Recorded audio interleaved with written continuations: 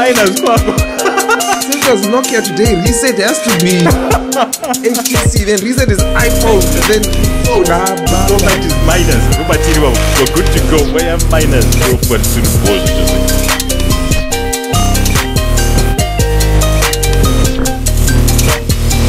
on the penny drop. I'm just fed up. It seemed like a very deep issue, but it's a reality. And people are failing to sense the reality. Or not failing, they can see it, but they're just trying to avoid it, thinking it's just going to magically disappear like you're Alice in Wonderland. I mean, come on. The penny must drop there. I mean, no, man. People must know.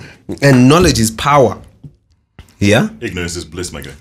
Ignorance is bliss. Yeah, bliss. But at the end of the day, you know.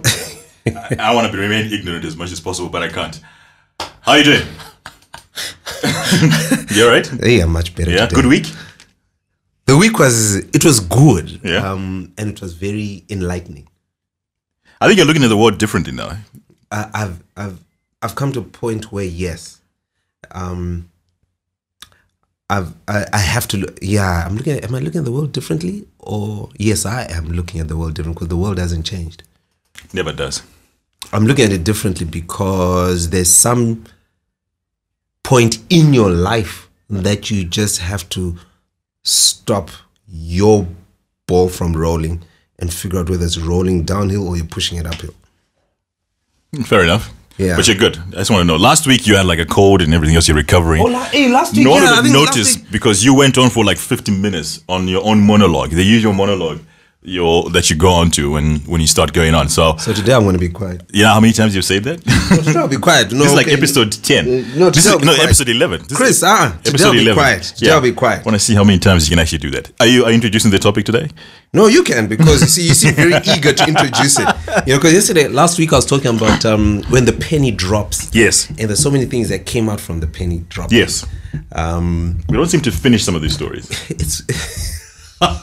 It's difficult to finish. Some of the comments that are coming out is that people want us to finish some of that stuff. It's hard to finish up because most of the topics that then come off or offshoots from what we're discussing is because we're already dealing with something there and then. Cool. Yes. So yeah, I mean, whatever people want us to talk about them, I just define it. You know, because definition is don't get me started about definition. Because I had an interesting discussion with somebody when I said you need to define yourself, because in defining yourself you begin to understand what is relevant to you, and what is relevant to you is what is needed for you to then elevate yourself and become a better version of yourself. Yeah, we spoke about that I think in the 4th or 3rd episode. Yeah, but this past week. Yeah, somebody spoke to you about that. Yeah, after listening to the other what podcast we released last week. Yeah, so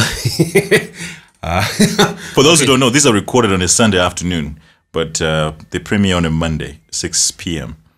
Central African time. So some of the stuff we talk about, I mean, we release certain things that people ask questions on, and we'll be like, oh yeah, we did speak about it. Covered them 2 months ago, yeah. Yeah, and then okay, let's go deep into that. Yeah, I'm about to go there. But anyway, you want to introduce so there's something?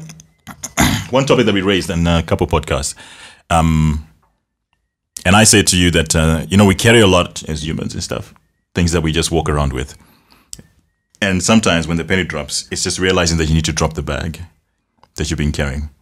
Now, someone asked me, where did you get that sort of expression? And I saw, there's one movie I saw, Up in the Air with George Clooney. I don't know if you've seen it. No, I didn't. I'll recommend you try and find it. Up in the Air. Were they cars? No, I'm talking about planes. Yeah, bigger engines than the ones you're used to. The massive engines, actually. Yeah, Rolls Royce. Yes, those are not to play around with, isn't it? They take up Imagine having a breakdown in the sky. We never have a gosh. Anyway, go for it. So basically, the synopsis of the movie is there's this guy. He's a fantastic human resources individual who comes and companies call him in. Well, the organization he works for, they call him in, and he handles getting people fired. Yeah, so he picks up a protege who is teaching on how it's done. Deadpan face and the benefits. And so people come in to the interview room and they're like, we're going to have to let you go. And these are the benefits and everything else. So imagine telling people that your life has changed. So there's a lot of crying. Yeah, literally. But because this organization is all over America, he flies a lot. Okay. So he has not had the opportunity to have what we would call, you know what people say when you're getting married, you're settling down. He just mentioned flies. this. Yeah, we mentioned it last time, because think about it. People tell you that you must settle down. Yeah, something to think about. So he would go around the United States, all those 52 states, and he's firing all these people, and he's accumulating miles. So his goal in life is to accumulate 1 million miles, because you know what that happens, right? The captain comes to you and introduces himself and gives you a special black card where you can fly for free for a lifetime. And you can sell some of those miles away to other individuals. So that's his aim. Because he's got nothing else. I mean, he's just flying all over the place. Sleeps in hotels and hardly knows, he's got no relationship with his sister and everything else. But also he speaks upon conferences. And what I saw was he had one topic where he says, you carry around a lot with you.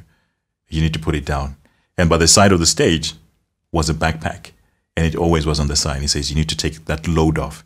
Some things you don't need to carry. Some things you don't need to be with you in life so that you can live your life where you're supposed to be all the time. Funny story about it is that he meets somebody who's exactly like him. She flies around. She's also working for a Atlantic company. Now So you need to finish off trans. okay, so in America, it's that's like a continent by itself, isn't it? Yeah, and then you actually go across to Europe and everything else. So she's basically like him, miles and everything else. So they meet up. Competing sort of it. Then they started having an affair. Then he suddenly realized what he was missing. And what happens with that is there's a time when he can't get hold of her and he needs her. Because he takes her wherever he's going now. She meets his sister. They spend a lot of time together. All that sort of jazz. Because he thought he's met someone who's exactly like him. The one. And he tracks her down. And goes to her home. Knocks on the door. She opens it, luckily. And she goes, what are you doing here?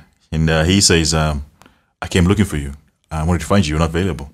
And she goes, yeah, because I got another life. She was married with 3 kids. Yo. But she had this affair with him. He says, yes, you're my fantasy.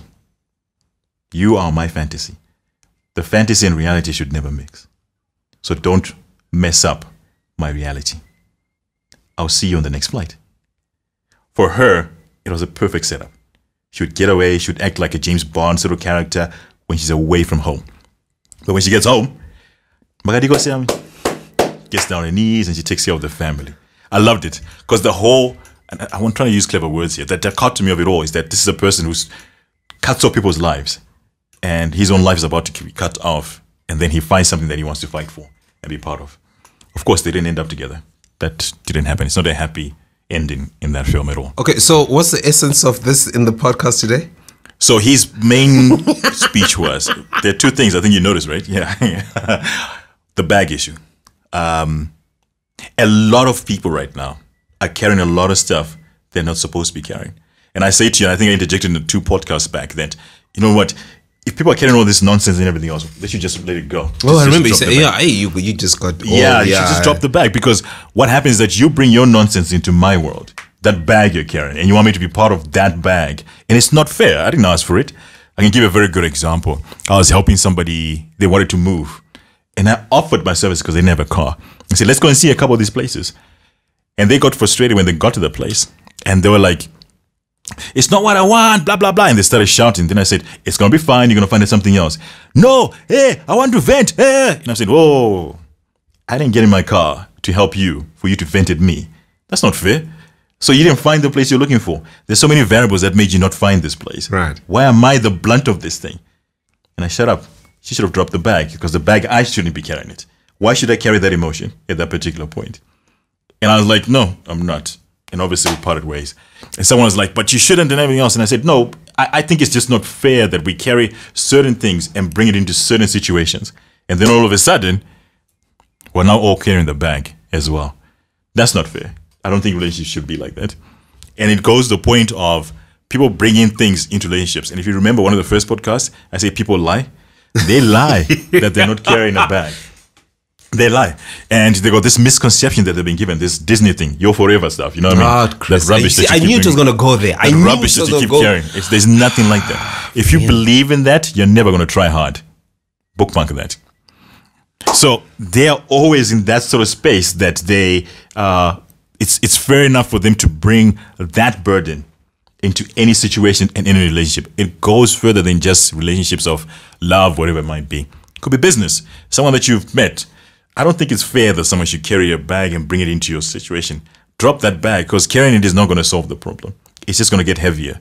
Have you seen how if you carry a 5 kg bag of milli meal or whatever it might be from the shops and you're walking a distance of 1 kilometer, first 100 meters, it's okay. You get to 500, then you get to 600. By the time you get to 800, that feels like 25 kgs, because all of a sudden you've been carrying it. So why? Dispense of that emotion and everything else that you're carrying and just drop it. And someone will say, but maybe I need it for certain things. If you got a bag you need to carry, it means you don't need that stuff. You'll be light-footed, you'll be able to live life fuller, and you get to the places you want to get to better than anything else. He's looking at me pensively right now, like I'm talking rubbish. But he knows what I'm saying, 100%. I'm taking a sip of water. Drink the whole bottle, I'm quiet, guy. I told you today I'm going to be quiet, because for the past, I mean, from the moment you started the podcast, the common denominator is Vusa, you go on forever. You know, you just keep on going. So I'm going to be quiet today. But there's some junk that you said just now. There's some junk you said just now. So for those who don't know and are reading it for the first time, it's two men who are fed up, but there's always a protagonist and antagonist in certain situations. And usually I kind of bring a thought to what we're bringing on the table. And my esteemed colleague, co-host here, seems to think that, you know, the world is made out of this Disney fairy tale forever sort of justification. I'm here to bring him the real truth of what's happening and where life is. People carry bags that they're not supposed to be carrying with them, and hence they offload them to other individuals, and they make life a bit more worse for all of us. We live in Zimbabwe, so we can always use that as an example.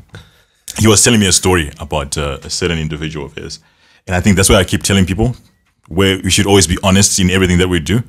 Honesty might hurt in the beginning, but after a while, it's cool. It's like a paper cut. Yeah, it's not deep enough, right? But it really does get to you, right? And I think honesty is like that. It's like a paper. I got a paper cut. I only recognize it each time I like look at it, but I didn't bleed that much. But it's healed already. But the day it cuts me, it's hectic. That's what honesty is. Let me give you an example of honesty, and I think it was the thing we were talking about. When two people come together, and I tell you again that they lie because they want the other person to like appreciate them and celebrate them. Those are your words, right? Yeah. So they don't tell the full story. And what happens is that there's expectations on both of them on what the relationship should be about and what to expect from the other individual. That's always going to be like that. So they always have these expectations. And then what happens is that someone changes. There's always somebody who's going to change. And those expectations are no longer met. And then you question yourself, like we talked about last time, is that the penny drops at a certain point. And when you look back at that point, you suddenly realize, wait, but you're not the same person who I fell in love with in the beginning. So why should I be the same person that you have now? And people change, right? Today is your podcast. He's looking at me very pensively. Today is your podcast. He's writing stuff down because, you know, in the second half of the hour, that's what he does. He's like a diesel engine, his favorite car. It would not, I'm not going to do that today. So That'll be 15 minutes. So we get that. And even when we were talking about it last week, is that people seem to be surprised where the penny dropped or what was happening at that particular point. But for me, it's very clear. It's that suddenly someone's truth comes out. It's not suddenly, but anyway, continue. Can I finish? Oh, yeah. Oh, because you got the mic. You got your own mic. You can talk when you want. So suddenly the truth becomes real. It suddenly becomes like a paper cut, honest, and it actually gets to someone's face and says, you know what? This is not it. This is not where I'm supposed to be. This is not what I wanted. Why? Because this has changed. And this was not it. He talked about a certain individual whose significant other suddenly said they're not doing something that they were always doing. And that was the one thing that attracted him to her. All of a sudden, the penny dropped. Ah, damn, I'm married to this person. I don't really like her. I don't really like her. I don't really like her. Like this other 47-year-old guy said to me when I was speaking to him, he looks at his wife. And each time, and he goes, oh man, I'm going to be stuck with this person for the rest of my life. Because you're not honest in the beginning. You lied. You brought in a lot of baggage into the marriage that bag that you're carrying, and you're not honest. If you're honest from the beginning, we should have saved you a whole lot of trouble. You would have, and I love this line because we just spoke about it just. You would have stuck and found the one. But instead, like what they say about marriage, you settled. You need to settle down. Yes, you did settle. You settle down with somebody who actually does not carry you forward where it is, doesn't give you the full potential of what you are about, doesn't support you without you having to say and to give you the best hype person that you've ever had in your entire life. But you had to settle because society said you should settle. Right? I'm taking another sip of water. Now I'll let everyone listen to what you have to say. So, drop the bag. Don't bring issues that you've been having before. How do you do that? I think you just have to be honest with yourself. If you're not honest with yourself, then you're lying. If you're not lying to yourself, then what happens in the future is predetermined by that. You set the groundwork for things that are not real, things that will not have the substance that you're looking for. It's a rocky foundation because you only support things that are honest to you. Those are the things that you always consistently follow through without anybody having to urge you on. You know that most difficult part of waking up in the morning is to go to a job that you don't love. And you're not honest to yourself. You wanted that paycheck, but you don't love it. So you have to urge yourself on to actually go to that job. And that's a bag you're carrying. You're lying to yourself that you love this job, but you want to do it because you want to survive. I've always said to people that, okay, so Zimbabwe might not be the greatest place in ever, but are you a tree that can't move and shift somewhere else? It's difficult to get there. Have you tried? Those are people who are carrying a lot of baggage on the thing. They got a backpack that's full of issues that they chuck back there. And they give us so many reasons. You know, they got an excuse for everything. You ever met people like that who've got an excuse for everything? Yeah. For everything. They got an excuse for everything. Why the milk is off today? Yes, I am, everything else. You know there's load shedding in Zimbabwe. Don't you know that? So you can't get long shelf life milk. It tastes different. It's like, you're a tree. Stay there. That's where you're going to remain. You know what I mean? Those are the sort of bags that people keep carrying with themselves, and they put themselves in those sort of situations. I'll run your bag to somebody who was really looking for something, like an accommodation and stuff, I think, earlier on this week. And they were dead set on something. Then it didn't work out. They threw all their toys in the air. But they had a backup plan, which they didn't even see because they were too blinded or too heavily weighted with the issues that they had. It's not good enough. It's too far. They want double deposit. They would find an excuse for everything. Talking to me, the first question was, so that other person you used to cohabit with, where'd they go? Oh, I actually co-signed on that lease for this. I'm the guarantor. Oh, they got a place? Yeah. Is it big? Yeah. So why aren't you going to them? You can't find what you're looking for here. Why are you clouding yourself with all these issues and you can't see the solution right in front of you? Those are sort of bags that people carry with them everywhere. In every situation, he's now smiling. You know what happens with a diesel engine? I told you today it's just for you. Right? We'll do the whole hour. Just listening. It kicks in for a bit, and then it's gonna go. I don't go off like you do. I don't go off, Chris. I don't go off. I just drop facts. No, what the fudge? I don't go off. Ladies and gentlemen, we're back. No. I don't go off. You just push buttons. I don't go off. Man.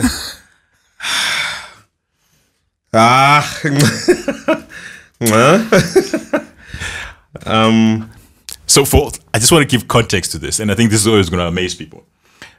This is November, yeah? Tomorrow is the 1st of November. Yeah. I started talking to you in May. This May? This May. Yeah! For those 3 hours? Yeah. It was this May, isn't it? Yes. Oh, yeah, for those that think we've been friends for years. I did not grow up with this guy. Yeah, actually, it was this May. This May. Shucks. It was this May. May, June, July, August, September, October, November. It was this May around... What day was it? Was it Tuesday, Wednesday at 7:30? Yes. 7:25 p.m. Very precise, isn't it? Yeah, you've got to be, because I won't forget that. 3 whole hours, and nobody was getting into the car to sit and chat. It was chilly though. It was a chilly night actually. 3 whole hours until the security had to say, guys, no. And I'd waited for you for 2 hours. Yeah, actually, because I was busy. Yep, with management. Anyway, for me, why that's quite pertinent is because I had a bag that I was carrying at that particular time, and I think so did he. And at that point, we found a common consensus to say, I'm going to drop this bag. And for us, dropping the bag meant we're fed up with that sort of situation. We're not going to bring it together and say we'll talk about, but that's where we were. What I like about the podcast is I think they're honest and they're real. Yeah. And I think people shouldn't take it like we're trying to teach. I'm telling you the truth where I'm coming from. I mean, middle-aged. We're not teaching anyone. We're dropping the bag. Don't carry that. Tomorrow is a Monday. When you hear this, it'll be a Monday. Ask yourself what you're going to do the rest of the week. There's things that you keep carrying that you don't even think about, and you bring it into relationships and you don't even know about it. When you're growing up, the certain ways that your parents were with you formed into what you were. I always find it fascinating that around this sort of age, those guys who didn't grow up with their parents, or particularly their fathers, they seek them out now because they've been carrying this huge bag with them, and they want to offload that bag. And it is probably one of the most difficult times because now you're trying to get an emotional sort of set. And it was interesting when I read this today. I saw something that was quite comical. What do they say to little boys when they're growing up, when they get hurt and stuff like that? They tell them not to cry. They tell them right? So they drum that into the boys. Yeah, be a man. Be a man. Such a man, such a man, such a man, such a man. And then you meet your significant other. And then you're in a relationship. Then she says, you are not emotional. Oh, yeah. I don't even know what you're about and everything else. What do you call that? I think there's a term for that. There's a term for that. But think about it. That's what's been drummed to you as you're growing up. Sacheme, urumurume, sumuga. Translation, don't cry, you're a man. Get up. Men don't cry. And that's what's been drummed to you as you're growing up. Then you grow up to become a man. And you're not crying. You're not showing emotion. And then somebody comes up to you and says, I can't get any emotion from you whatsoever. And then you get to a point like, well, my compadre, who gets to a point where you, my jairan. I'm not going to say that. And you're supposed to have some sort of emotion. And you're supposed to carry it forward. What do? So a lot of these men out there, especially in Zimbabwe, these young men, I want to school you on certain things. It's okay to cry. Just don't cry like a girl. Men cry in different ways. My daughter asked me, she's 7. She asked me point blank, says, Dad, do you even cry? I said, I cry every day. She says, you don't. I've never seen you cry. Not yes. I cry inside. Each time I know that you are not safe, each time I know that you are hurt, each time I know that something's not good for you, I cry inside. Really? So do all boys do that? No, some boys cry. Tears out there. Then they grow up to be men, then they cry inside. A few times that I've cried, I lost to a better person at school. I was really disappointed by that because I thought I worked hard. When both my parents died, I didn't show it for the 5 days that we were moaning and everything else. But after that, I went and cried. I was really heartbroken by that. I think those individuals are incredible. Keep them for as long as you can. And if you haven't visited them today, you should visit them this week. And yes, when I lost someone I cared about, when you could see that you're not going to get them ever again and they're gone, I cried then. So my daughter, when she finally hears this, because she can't hear this until she's 13 or 14, thereabouts, she would realize those are the times that I cried quite deeply. Crying for most of us releases that bag. I think men should be emotional. They don't have to show it to individuals, but they can come out to somebody and be that. The problem that we got a lot of bags. Are you trying to get people to clap on the comments below? You see, I don't get replies. You get all the comments apparently. So everybody's coming back to you. Don't get any. Lots of comments come about on. Oh. All people say about me is that that the whole lying part about women was wrong. That's the comments I got. But I think it's quite pertinent that you do and share that sort of emotion, because when you keep it inside, you just become a bitter individual. So release your emotion. Now, the emotion we're talking about is positive emotion. Going to beat up your spouse is not a positive emotion. We do not condone that. And if we do find out about it, we'll come and beat you ourselves. It's not an emotion, it's barbaric. It is barbaric. I think it's actually idiotic. I mean, to raise your hand to a woman, you should only be raising your hand if you're going to fix her hair, or you're going to pick up something for her, or you're going to do something that's actually positive. You can't be beating her up. But you find that a lot of these individuals who do express themselves that way is because they be carrying a bag of emotions. Yeah, I knew it was going to go there. Quite eloquent today, aren't I? Today is your podcast. That they have to release. Yeah, you know. And that's why we say we should drop that bag. It's quite important. What we do is that we've got a lot of people, especially in Zimbabwe, you see them carrying these bags everywhere with them. If you could actually have this as a scene, You see some people carrying 50 kgs, huh? Every day and running with it. And that's why when they get home, they go, and they try to rest. But then that brings us to another bag that you carry. Where you're going to rest is that the place where you want to rest. It's the bag that you're carrying correct. Or you're carrying emotions that are wrong. Another sip of water. Yeah. See, Mr. Producer, I'm well behaved today. I'm not saying anything. Well behaved today. Today's your day, Chris. You know, you just came out of COVID. So, you know. Yes, I did. Yeah. Thank you for bringing that back. I actually dropped a big bag then when I was thinking about that. Yeah. Life is too short.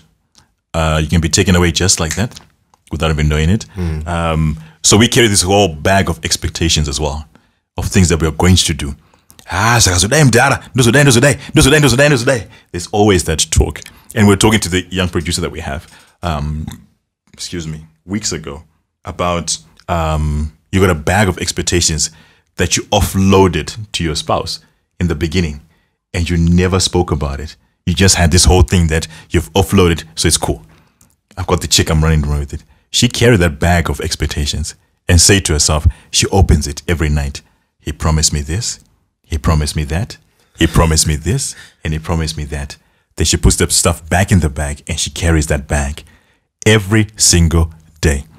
So us men, we go around saying, I've done this for you. I've done that. Our expectations, without realizing that we've forged those expectations that she's been carrying of what you talked about a while back, and she never delivered on at all.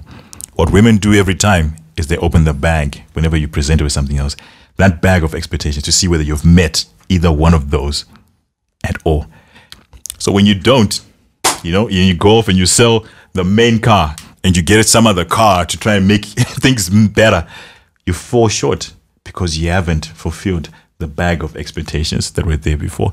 And most men who come back and be puzzled, but I bought a house, I put food on the table, I do this. Go back to that bag of expectations that you gave her a while back, where somebody in the comment section said to us last time, two become one. Yeah, somebody say that, yeah? Two become one. My answer to that is very simple. What are the expectations that you put in that bag of expectations to her? You think women are nasty and bad. They only come that way because that bag of expectations was not met.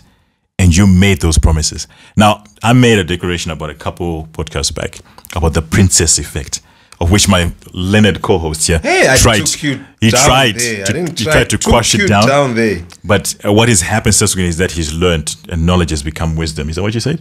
It's knowledge and wisdom, right? Yeah, that's what's happened to him now. And what happened basically was when kids are growing up, how many times have you said, hey, I'm going to buy that for you. Hey, I'm going to get that for you. Hey, I'm going to do this for you. As a parent, that's a bag of expectations that they carry as well. So how those bags are treated by the adult in their life is how they expect or see or don't expect to be treated when they're adults as well. So you might find this, that's why I said we all bring these bags that we carry with us. So you will come into a relationship and so will she. And if we don't ask the pertinent questions and we don't lie to each other, we're going to get to a situation where somebody's going to say, I got a bag of expectations. My dad never celebrated Christmas with us. He actually was never there. I never got a Christmas present at all. There was no Christmas tree at all. He always said he was going to do it, and it never happened at all. I will self-deprecate right now. I always wanted to find out why I do extra in certain situations, as you'd call it, doing the most. Always catering for other individuals at a certain level and point, sacrificing myself to make sure other individuals are happy. And when I look back, I realized, my dad, as great a man as he was, to have raised us and put us in this sort of position, that emotional element where, and it's specific, there was a huge bunch of us kids. And he said, I'm coming back. I want to bring you something. As a child, I held on to that. It didn't happen. And I've got such a vivid memory of it. And I put it into my bag to say that I will not disappoint anybody around me because someone disappointed me. So that's a bag of expectation that someone is carrying. And when you say two become one, you've got to ask yourself, what's in your bag? What are you carrying around that's making this a problem for everybody else? Have you identified that? Now, before Vusa comes in and starts saying, you've now turned this fed-up situation into a self-help stuff. What the fudge? Why we're fed up with this stuff is that we have lied to certain individuals to say, I don't get you, especially if you're a spouse, but we don't understand what sort of bags they're carrying. If there's a bag of expectations that you have actually put forward to somebody else, why would you lie all of a sudden? And if men are honest, there's a lot of expectations you've said to a woman. I'm going to buy you that car. Don't worry. I'm going to take you to Dubai. Don't worry. I'm going to make sure that you're happy. Don't worry. I'm going to make sure that you get clothes. Don't worry. And women have kept all of those expectations. Same as well, the expectations you want from your partner. And yet at one point, you actually voice them. And they know them. And that's where you say the penny drops. And someone is like, yeah, well, where did this come from? Look in the bag. There's a bag of expectations there. They're not there. You just mentioned about that other colleague of yours who all of a sudden, he expected this woman to be in this sort of way because that's what he expected. That was what is in his bag of expectations. And all of a sudden, it's not there anymore. What do you do when you can't find the Christmas present that you thought you would find under the tree? I want to have another sip of water. Yeah, I told you today's your podcast. No, but I'm done. I think I've been going on for about 20, 30 minutes now. An hour. No, that's not an hour. And 20, that's a 30 wrap. No, you said quite a lot, eh? Very, very interesting stuff. Very real emotional stuff, you know. A lot of things that can get a lot of questions raised. Not if they understand where I'm coming from, what I spoke about. I think I was very clear and articulate. No, I mean questions raised as offshoots from what you've just said. Okay. And I'm just going to try and nitpick. As you do. Yeah, I just try and nitpick. I'm not going to go deep into them. Like you mentioned, there's somebody who asked if we could go deep into the whole two shall become one theology. It's a multifaceted statement. The two shall become one, and I won't confine it because for those that are oriented in the Christian mindset, I was about to say that. Yeah, two shall become one refers to a couple. Yes, a married couple where the two shall become one. Yes. What is the one they're talking about here? I'm not going to go into it in terms of because spiritual matters are subject to somebody's definition, which is conditioned by somebody's experience. Cool. We're talking to you. We're talking to you. Give us yours. My definition or my understanding of the two shall become one is when two individuals, two entities, two bodies come together on a common ground, on a common playing field, and they have a collective definition of what they are wanting to achieve. Yes? Mm-hmm. Let us just throw in a very random man-woman meet, they get married, and then they begin to plan and strategize how they want to move things in terms of assets, children, projects, all that stuff. Okay, that sounds very arty-farty. Yeah, because I think the challenge is... Did you not say, tell me what I'm thinking? Did you not say? And now I've got you nice your mic today. Today you got the nice mic. I've got the nice mic today. You got the nice mic today. So the two becoming one is when the energies and the focus, their focus on when these two decide to get married, the way they focus their minds, whether they're at work or they're at play or they're at the separate homes, when they're organizing their wedding, yeah, all of that, they'll still go for soccer or they do choir or they do whatever, but then they know that the main priority is we're getting married on this date. So we need to make sure the gowns are in check. We need to make sure the bridal party is in check. We need to make sure our choreography is in check, the music, the food, the work. So they've got a common focus. They are becoming one, as in this is what we need to achieve.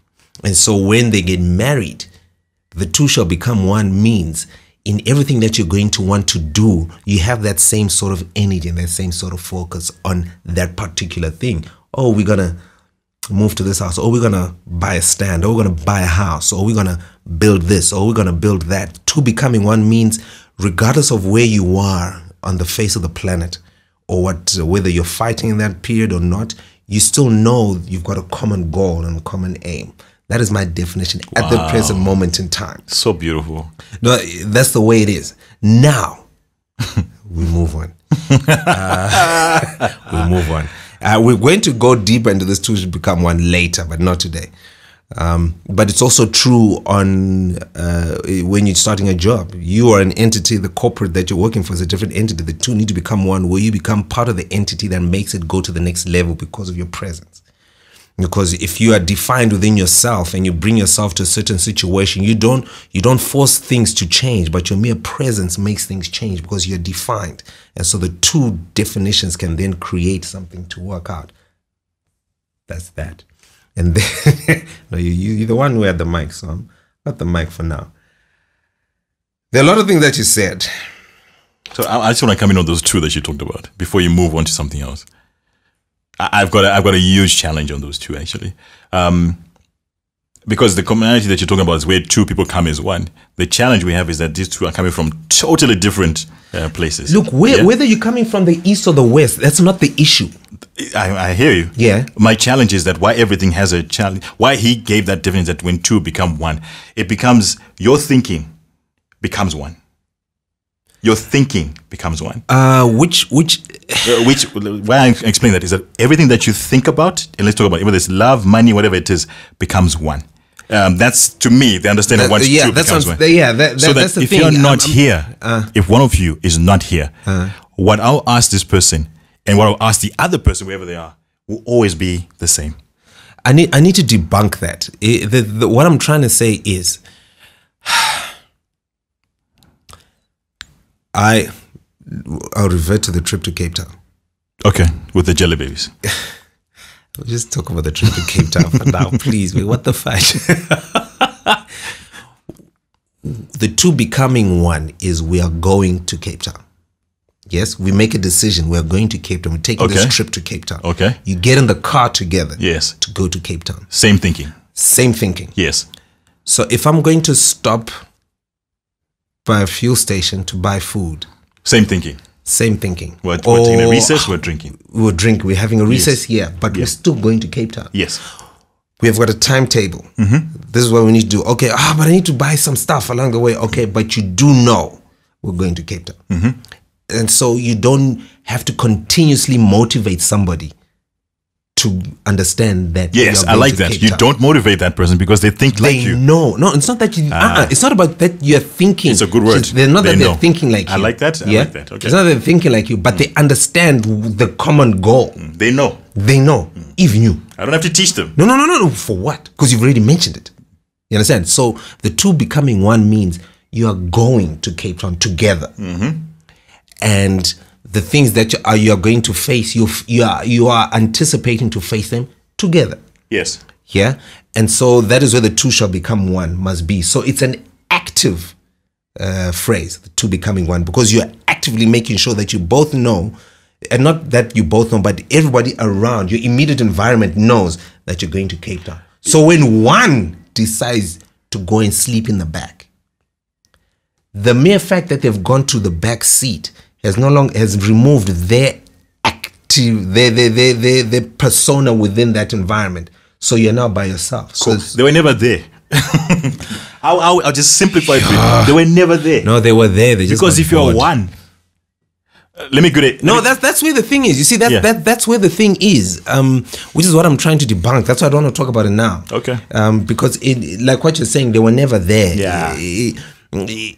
It's going to open a can of worms that we are not to deal with here now. And for all those that are going to be listening to this, you can record that we are going to deal with it. Two shall become one. And I don't want to deal with it on a theological level because it's subject to interpretation. Everybody's got their different mindsets about it on a spiritual or churchish level. I know why I brought it up. That's why. Oh, okay. Yeah. They're carrying bags. But anyway, go on. Yeah, okay, so snap. So we'll leave the two. Hey, I tell you, that's why I kept quiet. Thank you. Now, let's go back to your whole bag issue. Yes. There's certain things that you were talking about and that you said that I was just jotting down. And you said, if you believe in something, or if you believe in that, you'll never try hard enough. And you're talking about my definition of forever, how I say forever is an environment, a place, a mindset where you're always wanting to do the most and be the best or nothing else. And you say, well, if you believe in that, you won't work hard enough because you're assuming that it will always function. I didn't say that. I didn't say that. Check podcast 5. Please. Yeah, I didn't say that it will function. I'm saying that forever is, you know what? I cannot wait I messed up today, but I cannot wait to get up tomorrow and make another plan to make this individual happy or to make the situation work to what I want to do. That is what I said. We will go back to that. I know what I said because it's forever something that I wake up thinking every day. Every day for me. Because I know as a human being, I have failings. And there are certain people that I fail because of my internal compass and my internal mindset. And so I'm like, I think I messed up yesterday. I've just left somebody or I've left a situation. I'm like, I messed up. Okay, I can't wait tomorrow. If it causes for me to apologize, I'll apologize. If not, I'll just do the most to show an appreciation of, you know what, I think I may have lagged there, but hey, you know what? I still got your back. That is my definition of forever. Then you said, you talked about unexpressed expectations and you talk about the word suddenly, and then it says you only support the things that are honest to you. Okay. Now I had to write copyright that. Yeah. Yeah. You only support things that are honest to you. Now, this is something I want to throw in now, talking about put the bag down. There's something that we discussed about when we were talking about the one that got away. Hey, I was listening to I said a bit too much on that podcast.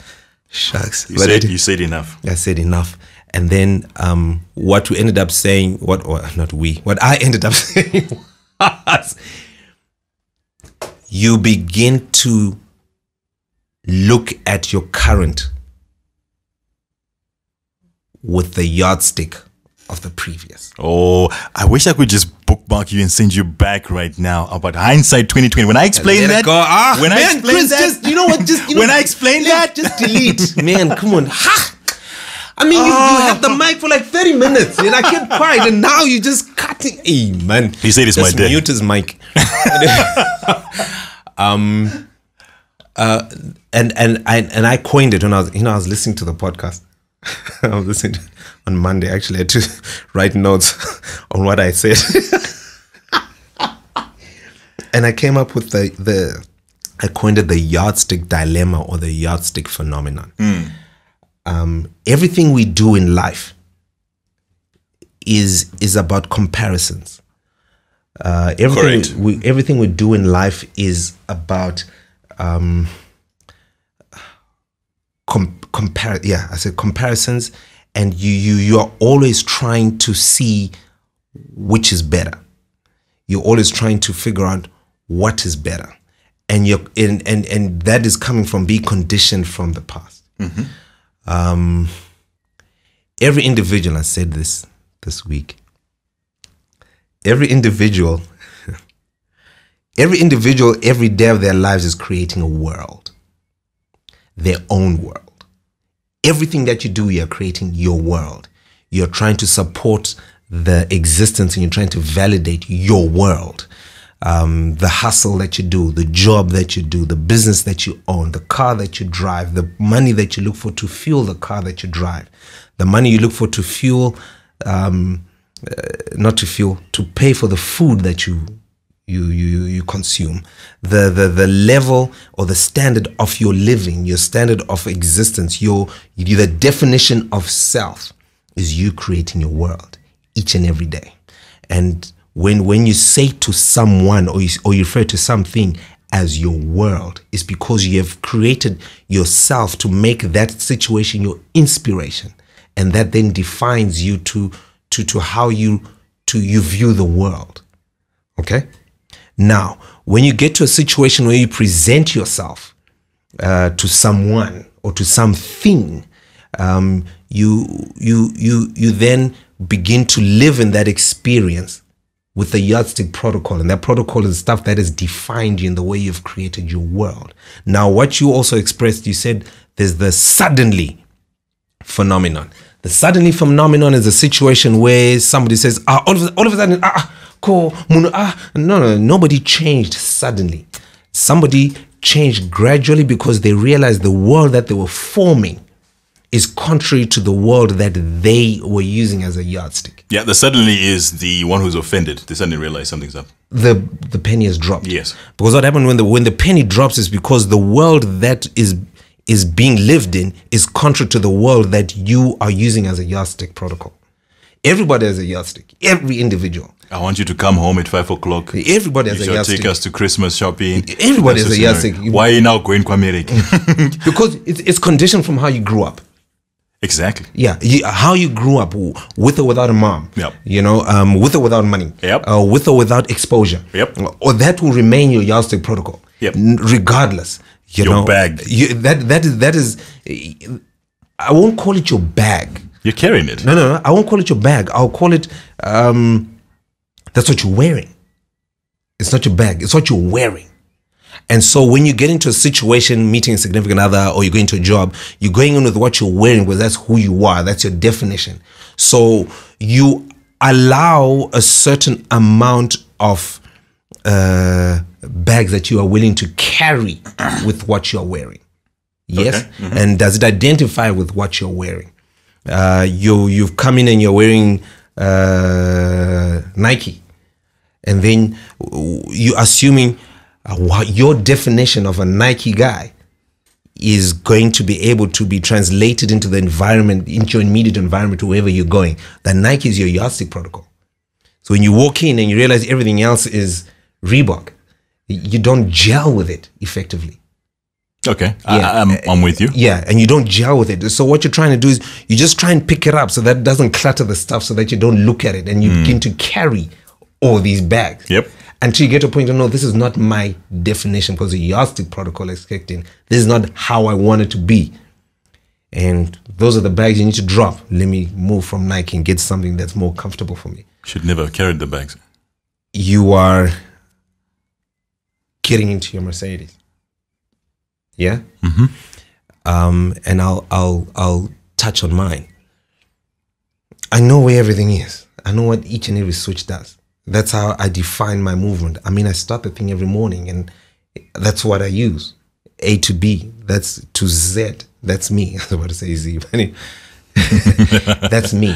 I know, without even looking, I know how to put it into reverse. I get so upset when I'm looking at people. You've driven this car for years, but you still want to look down and see the gear shift going to D. Yeah, you can do that without even looking. Yeah, I can do that. You know, I know when my window switches. You know, it's. I can blindfold you. Yeah, and I'm happy days. I know all the quirks. That's my yardstick protocol. I walk into your car. It's set differently. Everything's different. Yeah, it might be a Mercedes, but it's set differently. It's set differently. I'm still feeling at home because it's the best or nothing. The seat. Have you ever noticed when you're sitting in an S and then you sit in an E and you sit in a C? There's just a familiarity that's there. There's that familiarity, but there's just something that's not there. Yep. Even a simple thing is, because my wife has got the C class, the positioning of the window switches in relation to my seating position, it's totally different. Yep. So instinctively, I'll just open a window and I'm seeing her back windows opening. But where I've put my finger in my car, that's my front window. one. Yeah. You know? And then for hers, because hers is automatic, the indicator stroke is on the left. In mine, my indicator stroke is on the right. You know, so there are those different dynamics. So you are willing, for me, I can use her car, or I can drive your car, or you can drive a Toyota or a Honda where the windows are, you need to use your right hand. My car is left hand. You know, I'm willing to pick up the bags of that inconvenience, because you know what? It's not going to change the price of tea in China. You know what I mean? At that moment. But there comes a situation in time where you just want to be at a place of rest. And when you think I've done so much for so long, I just need a place and time where I can just be me. I don't want to be in a Honda. I don't want to be in your Benz.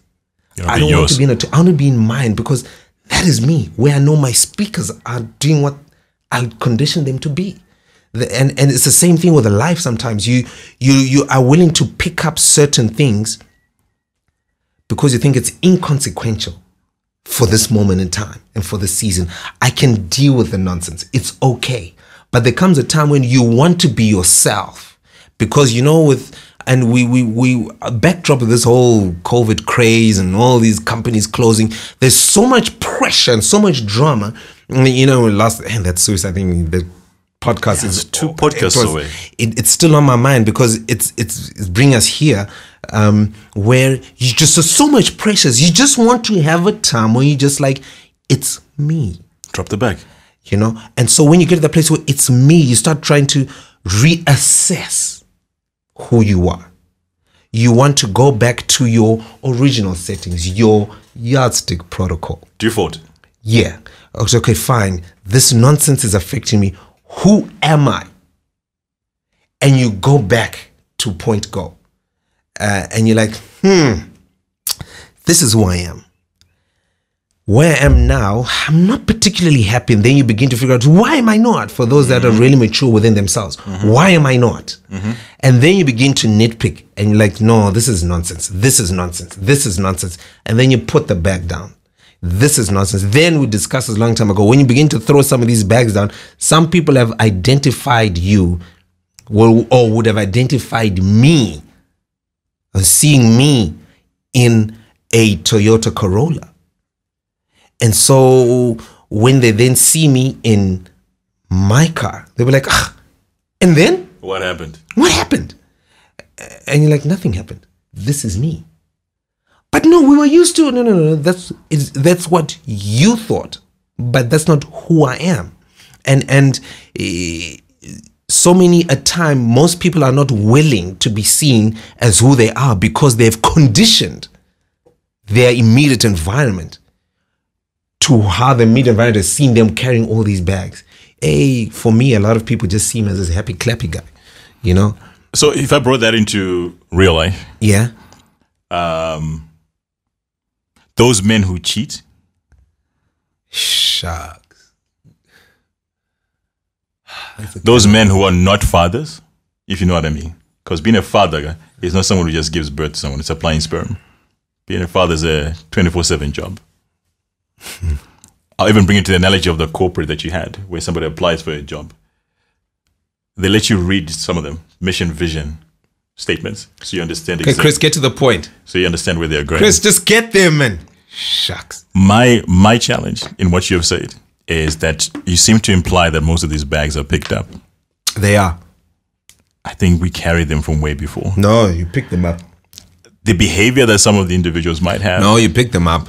The behavior. No, you pick them up. Is not essentially learned. You pick them up.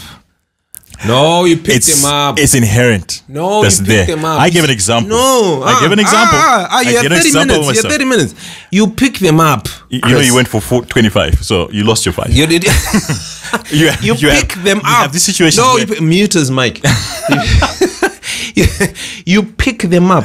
You see, here's the thing. Like I said, everybody creates a world, and you always create your world, and you modify your world in relation to who you perceive yourself to be and who you generate yourself to become. Those last two now statements. Here's the deal. No, here's the deal. No. They're not the bags. You always want to. There's always self-worth. Chris, you could have decided, when you then had to look after, you then had to do the stuff, and you were always there, hey, guy, because you didn't want to make anybody feel bad and all that stuff. Look, it's copying, he's preaching to the choir. That was my same thing all the time. Always happy, clappy, yeah. Everybody like, no, Vusa is coming. He's coming. And when I tell people, you know what, I'm an introvert at heart. Exactly. They'll be like, no, you are lying. But I am. Why were you an extrovert?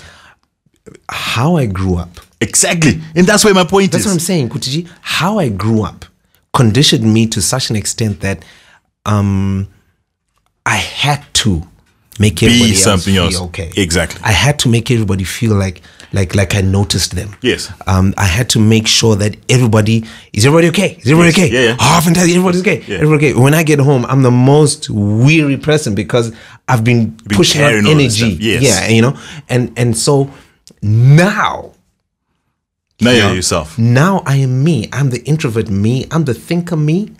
I'm the guy who's posting status me. Yeah. The postman me. Yeah. That is me. It's not amplified like what it was before. No, Yeah. this is me. But because everybody was generally used to, you could hear me from miles away. I think those are the only reasons why. Those are the reasons that motivated.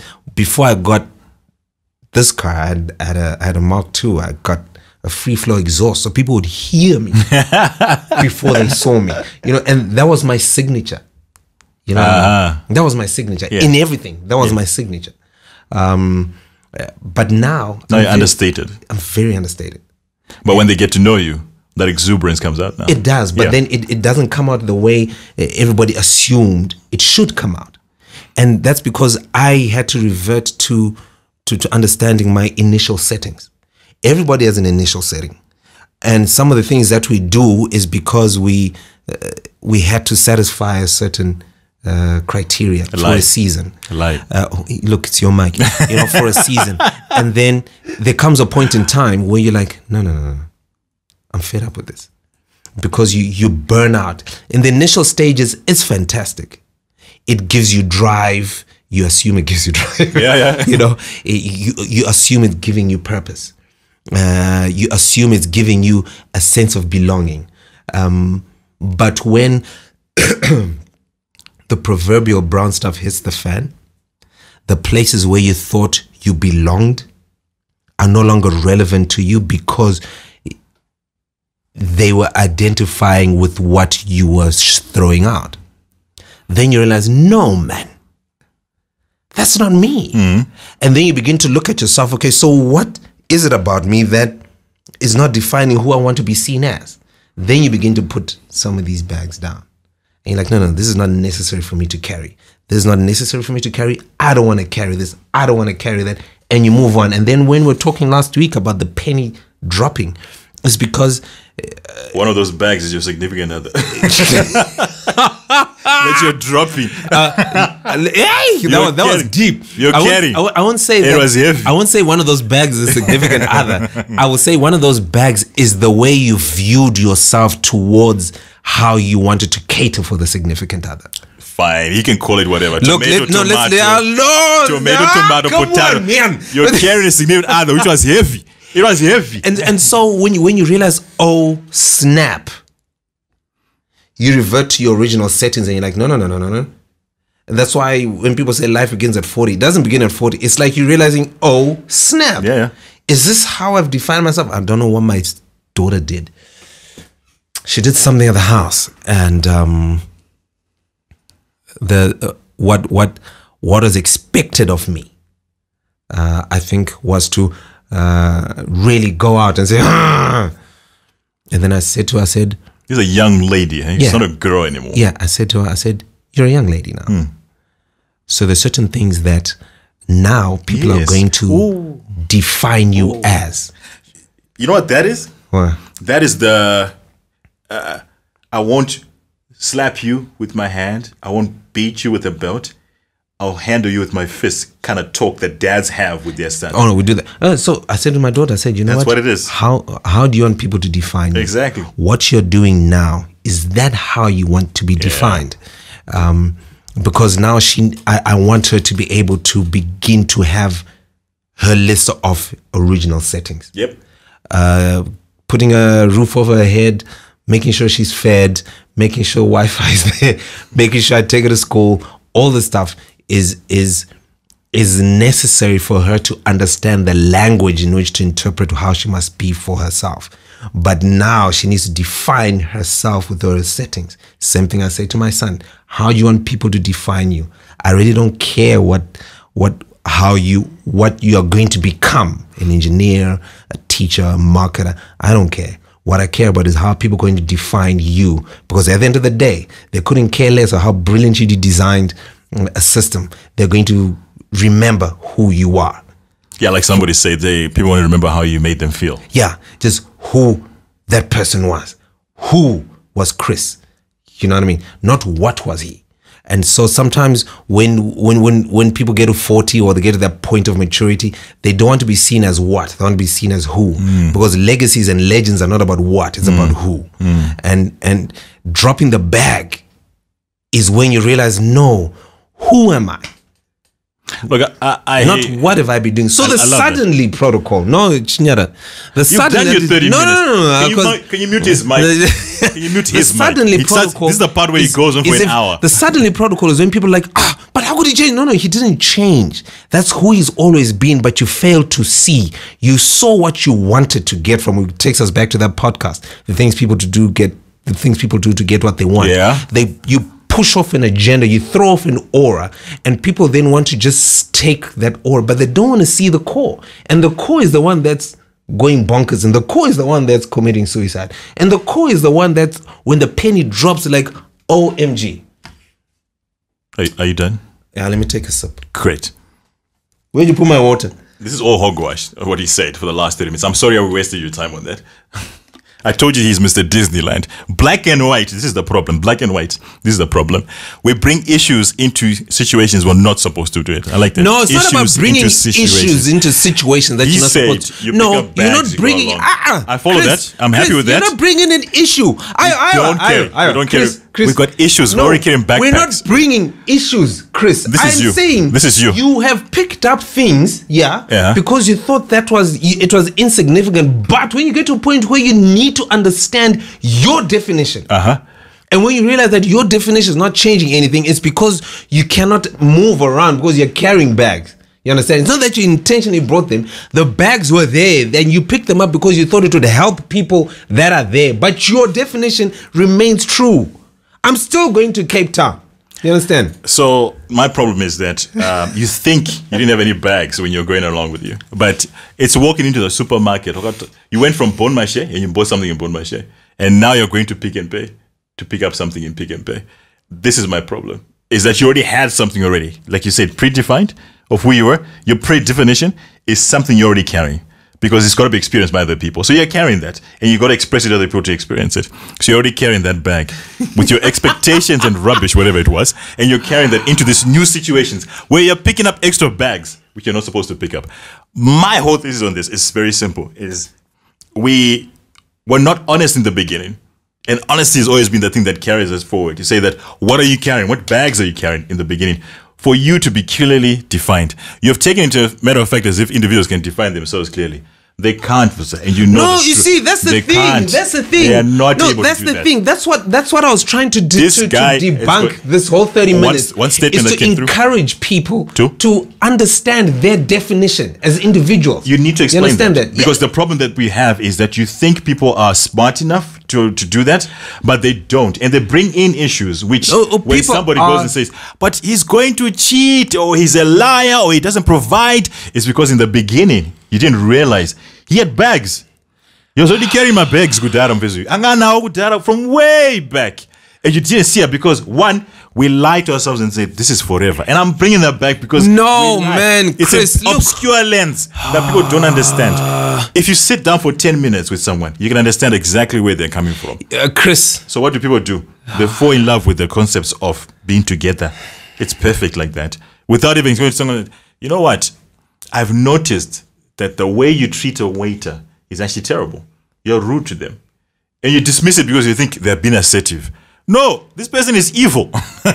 Straight up evil. Chris. There's nothing about it. Straight up evil. No. And we miss those little nuances. Those little bags. Like I said, he's coming from Bon Marché. Chris, no, listen. Shout out to Bon Marché and Pick and Pay. Great stores, great bags as well. And they bring them into the situation. You are defining people as if they're already perfect by themselves. Yeah, they say that. But I say no. People bringing stuff to these sort of situations. I'll give a very good example. Corporate world. CVs. My guy, I don't look at CVs anymore because those things lie. They lie from heaven to earth. If you search on Google can show you how you can actually write a great CV that they talk about. And what's in the CVs? It's what they project for you to like at that point. So what we do is that we use CVs as a filter to find the basic qualifications that we're looking for. That's what we look for. We don't look at all the flowery stuff and we bring that through, because I know people are carrying baggage. Our interviews are usually 30 to 40 minutes. And what we do, and I'm not an HR person, but it's worked for me. This is why I always used to analyze individuals. I ask them about themselves, how they handle certain things. And because of COVID and everything else, I always ask individuals, okay, so what were you doing during this COVID lockdown? A productive person would not have seen issues.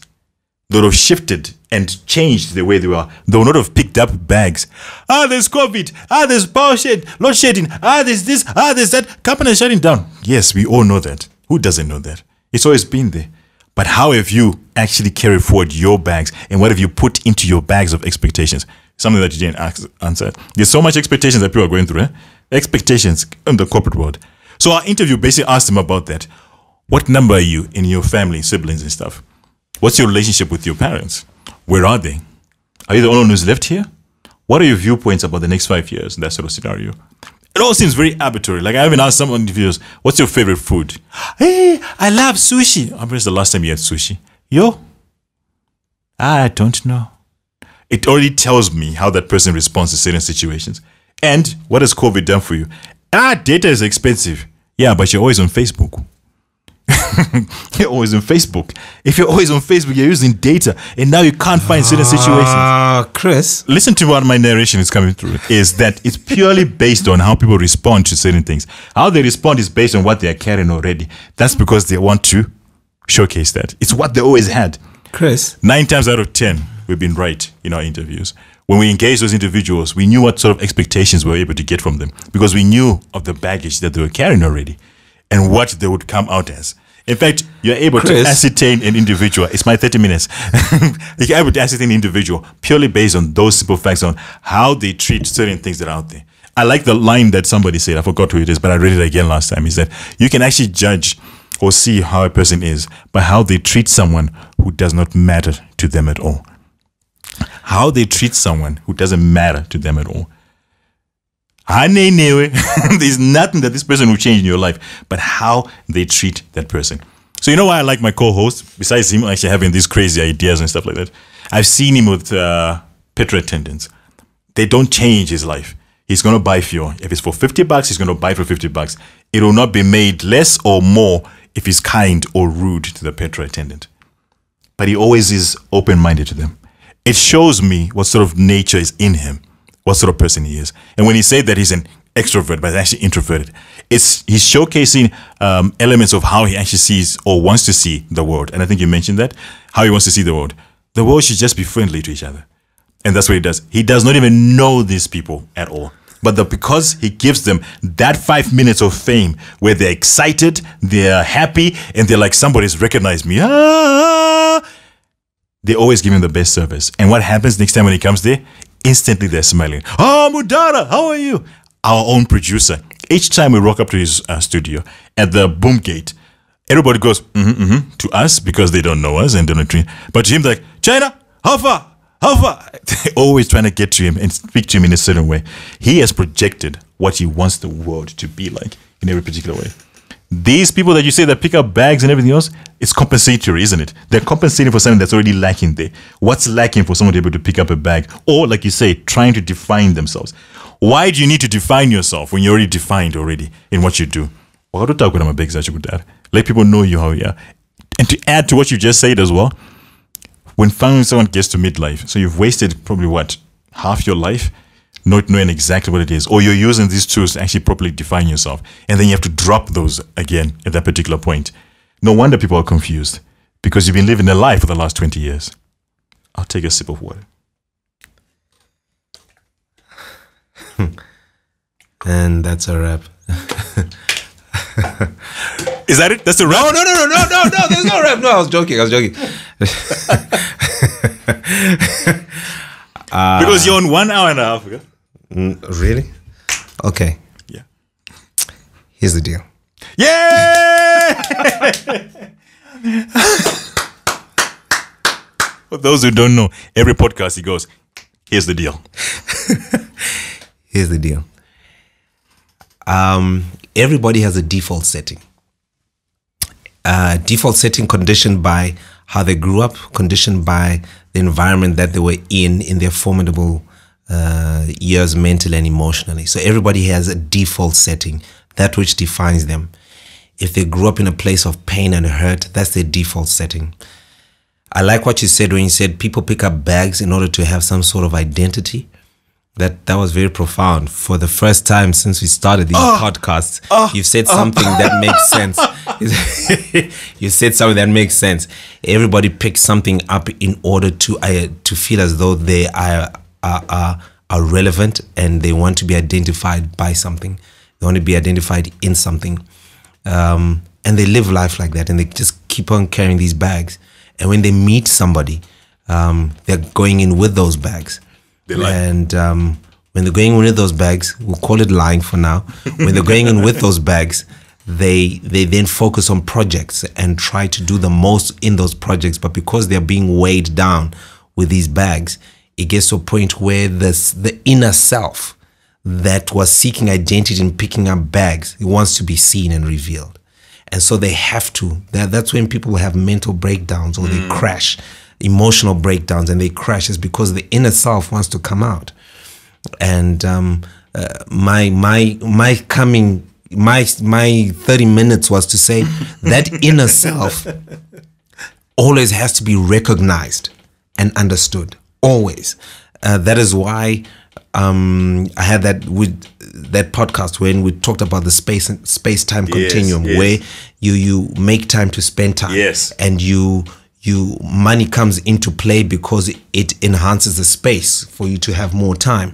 It's in that moment, and because most people are too busy, too scared, too shy to allow the inner person to come out and be vulnerable. And you asked me a question earlier on, those people that cheat and all, is because there comes a time when the inner man is struggling to be satisfied and fed by the current situation. And so when an individual says, you know what, I'm fed up, I'm done, it's because the inner man is like, you know what, let's go die, you know. And your body is not going to listen to the bag; it's going to listen to the inner man. Yes. And so my final statement for today is really everybody needs to get to that point where they have to have a constant conversation with the inner man. I'm not advocating for adverse religions and whatever. No. Where people are doing that all. Tell yourself the truth. You know, that whole meditating and all that stuff. You know, I do have issues when people say, let's pray, and they shout on the top of their voice and say amen. But you know, God hasn't said anything, because you were saying, amen. No, but what has God said? You need time to just sit. Time to just chill. Time to listen to your inner man. Since you mentioned May when we met, since before May, and I mentioned it in one of the podcasts. My point of clarity is when I'm driving. It's when I'm in my zen, my where it's just me. There's no one else. It's just me. I can hear the exhaust on the cars, and sometimes I just turn off the radio. It allows me to just talk to myself. Sometimes I just put voice notes. I just record to myself. This is what you did today. How did this make you feel? How does that make? What does it mean for you for tomorrow? I actually like that. You know, what does it mean for you for next month? Because this is not a great place to be in. You need to do that. Christians can go to the point of where they pray to God. God, this is where I'm at. If they're honest enough within themselves. Sometimes the Bible says you have not because you ask not. And when you ask amiss. Because sometimes we are not dealing with the core issues. And the core issue is yourself. So where am I in this thing? Because you can come and say, God, I want a new car. But the car that you have now, what are you doing with that? You know, well, you don't have a driver's license. You don't have a driver's license. You know, I want a new house, but where you're paying rent, what are you doing with that? We're not honest within ourselves. I like that. And we're always trying to run away from the core issue. And we are scared to be different, because right now being true to yourself is different. Yes. We're scared to be different. I couldn't let the day go by. There's this cat, Brett Young, hectic musician. Hectic. I was wondering when the music was going to come. Brett Young has a song that I've been putting on repeat for the past 7-8 days. It says, weekends are a little different these days. And he's come from the backdrop where, you know, I used to sleep and I'd wake up with the dawn, you know, I could do whatever I want to do, you know. And the video is about, is a woman dancing with a kid. And so you can assume he's singing about the birth of his daughter and how his weekends have changed. You can also bring that to how somebody has a significant other, that their lives have changed. Things are different these days. And what hits me about that song is everybody is scared to be different. Yeah. But it's in being different where you can see, because when you're going to be different, it's not self-preservation, but self-analysis. Where am I? Why am I? If I am. Shakespeare, to be or not to be. That is the question. And many people are scared to ask that because they're fearful of, if I stop to ask myself who I am, the world is going to go by. But Zimbabwe is guilty of that. You know what I mean? Yeah. No, I can't stop. No, I need to keep going. And so the more you keep going, the more bags you carry, because you're just trying to keep up with what's going on. Yeah. But you just need to stop. Yeah. And make things look different these days, because you need to do that. But we're fearful of that. Yeah. Very fearful. But people need to get to that point, because when you stop and you start saying, hang on, what the fudge? Then you define yourself. And when you define yourself, situations begin to happen because you are where you are mentally and emotionally, and certain things gravitate to that. I like the word that most people like using these days, energy. When you define yourself, you'll emit an energy that will resonate with somebody who can feed that energy or feed off that energy. And you just begin to become, we spoke about this, a maverick in what you do. Yeah. And when you do that, you can drop the bags. And then you'll be seen as rebellious, but you just, no, this is me. Okay. So to wrap that up for you, you need to get to know yourself better. Oh, you need not just to get to know yourself, bro. You gotta love yourself, man. So if you love yourself, you will drop that bag and all the bags that you've been carrying. Exactly. And what people forget is sometimes when you drop the bag, it doesn't mean that the whole world will stop. It's going to be, your dropping of the bag is going to be cataclysmic to those that took you for granted. But those that need you the most are going to enjoy the fruits of you having dropped the bag. That's not bad. And that's a wrap. Good night. This was Nokia today. Reset has to be HTC. Then reset is iPhone. Then no night is minus. We're good to go. Where am minus? Go for it.